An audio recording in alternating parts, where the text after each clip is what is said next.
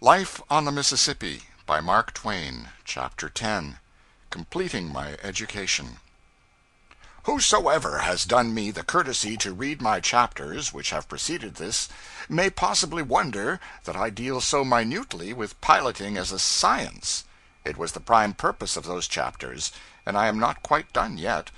I wish to show, in the most patient and painstaking way, what a wonderful science it is.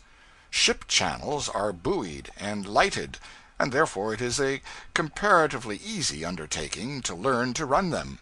Clear water rivers, with gravel bottoms, change their channels very gradually, and therefore one needs to learn them but once.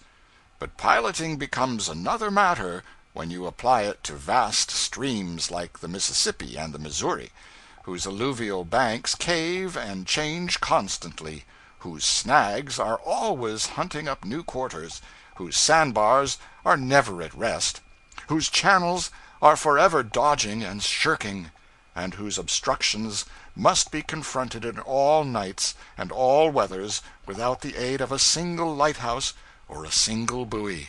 For there is neither light nor buoy to be found anywhere in all this 3,000 or 4,000 miles of villainous river. Footnote: true at the time referred to, not true now, 1882. I feel justified in enlarging upon this great science for the reason that I feel sure no one has ever yet written a paragraph about it who had piloted a steamboat himself, and so had a practical knowledge of the subject. If the theme were hackneyed, I should be obliged to deal gently with the reader; but since it is wholly new, I have felt at liberty to take up a considerable degree of room with it. When I had learned the name and position of every visible feature of the river, when I had so mastered its shape that I could shut my eyes and trace it from St. Louis to New Orleans, when I had learned to read the face of the river as one would cull the news from the morning paper, and finally, when I had trained my dull memory to treasure up an endless array of soundings and crossing marks, and keep fast hold of them, I judged that my education was complete. So I got to tilting my cap to the side of my head, and wearing a toothpick in my mouth at the wheel. Mr. Bixby had his eye on these airs. One day he said: "What is the height of that bank yonder at Burgess's?" "How can I tell, sir? It is 3/4 of a mile away." "Very poor eye, very poor. Take the glass." I took the glass, and presently said, "I can't tell. I suppose that bank is about 1.5 feet high." "1.5 feet? That's a 6-foot bank. How high was the bank along here last trip?" "I don't know. I never noticed." "You didn't? Well, you must always do it hereafter." "Why?" "Because you'll have to know a good many things that it tells you. For one thing, it tells you the stage of the river; tells you whether there's more water or less in the river along here than there was last trip." "The leads tell me that." I rather thought I had the advantage of him there. "Yes, but suppose the leads lie. The bank would tell you so, and then you'd stir those leadsmen up a bit. There was a 10-foot bank here last trip, and there's only a 6-foot bank now. What does that signify?" "That the river is 4 feet higher than it was last trip." "Very good. Is the river rising or falling?" "Rising." "No, it ain't." "I guess I am right, sir. Yonder is some driftwood floating down the stream." "A rise starts the driftwood, but then it keeps on floating a while after the river is done rising. Now the bank will tell you about this. Wait till you come to a place where it shelves a little. Now, here. Do you see this narrow belt of fine sediment? That was deposited while the water was higher. You see the driftwood begins to strand, too. The bank helps in other ways. Do you see that stump on the false point?" "Aye, aye, sir." "Well, the water is just up to the roots of it. You must make a note of that." "Why?" "Because that means that there's 7 feet in the chute of 103. "But 103 is a long way up the river yet." "That's where the benefit of the bank comes in. There is water enough in 103 now, yet there may not be by the time we get there. But the bank will keep us posted all along. You don't run close chutes on a falling river, upstream. and there are precious few of them that you are allowed to run at all downstream. There's a law of the United States against it. The river may be rising by the time we get to 103, and in that case we'll run it. We are drawing how much?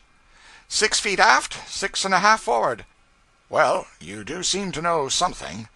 But what I particularly want to know is if I have to keep up an everlasting measuring of the banks of this river 1,200 miles, month in and month out. Well, of course. My emotions were too deep for words for a while, but presently I said, "And how about these chutes? Are there many of them?" "I should say so. I fancy we shan't run any of the river this trip as you've ever seen it run before, so to speak. If the river begins to rise again, we'll go up behind bars that you've always seen standing out of the river, high and dry like the roof of a house. We'll cut across low places that you've never noticed at all, right through the middle of bars that cover 300 acres of river. We'll creep through cracks where you've always thought was solid land. We'll dart through the woods and leave 25 miles of river off to one side. We'll see the hind side of every island between New Orleans and Cairo." "Then I've got to go to work and learn just as much more river as I already know." "Just about twice as much more, as near as you can come at it." "Well, one lives to find out. I think I was a fool when I went into this business." "Yes, that is true, and you are yet, but you'll not be when you've learned it." "I can never learn it." "I will see that you do."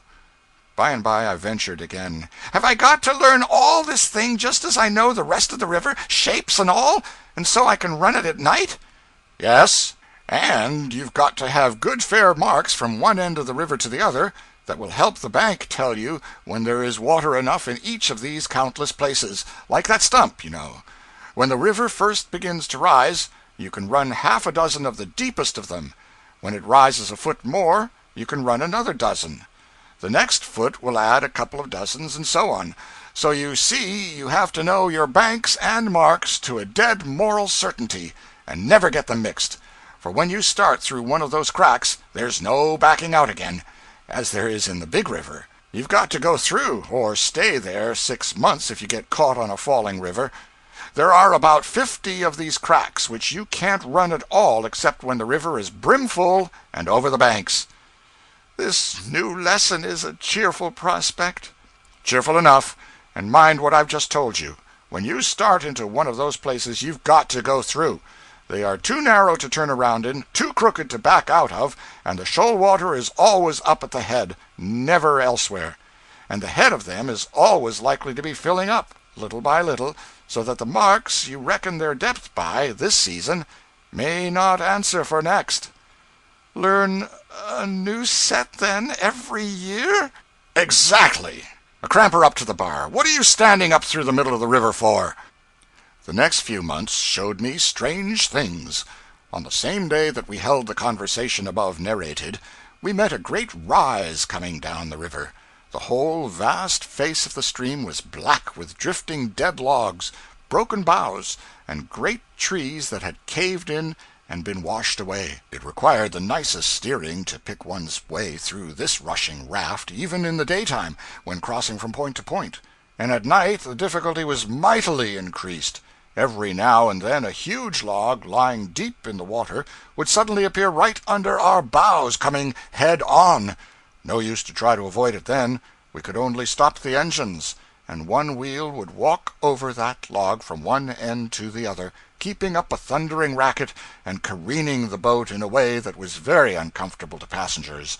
Now and then we would hit one of these sunken logs in a rattling bang, dead in the center, with a full head of steam, and it would stun the boat as if she had hit a continent.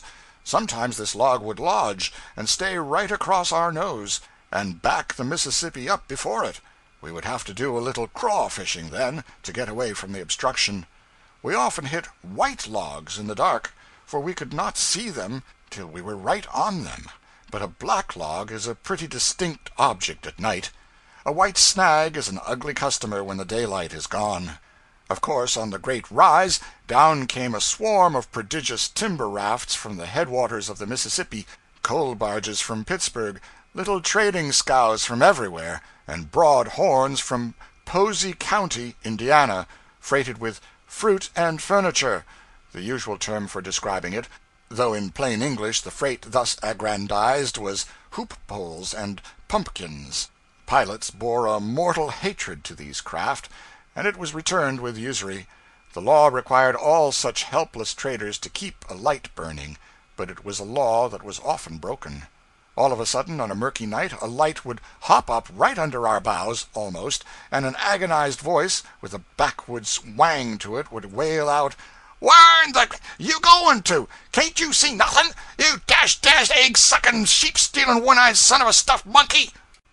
Then, for an instant, as we whistled by, the red glare from our furnaces would reveal the scow and the form of the gesticulating orator as if under a lightning flash, and in that instant our firemen and deckhands would send and receive a tempest of missiles and profanity. One of our wheels would walk off with the crashing fragments of a steering oar, and down the dead blackness would shut again, and that flatboatman would be sure to go into New Orleans and sue our boat, swearing stoutly that he had a light burning all the time, when in truth his gang had the lantern down below to sing and lie and drink and gamble by, and no watch on deck. Once, at night, in one of those forest-bordered crevices behind an island, which steamboatmen intensely describe with the phrase, "as dark as the inside of a cow," we should have eaten up a Posey County family, fruit, furniture, and all, but that they happened to be fiddling down below, and we just caught the sound of the music in time to sheer off, doing no serious damage, unfortunately, but coming so near it that we had good hopes for a moment. These people brought up their lantern, then, of course, and as we backed and filled to get away, the precious family stood in the light of it, both sexes and various ages, and cursed us till everything turned blue. Once a coal boatman sent a bullet through our pilot house when we borrowed a steering oar of him in a very narrow place. End of chapter 10.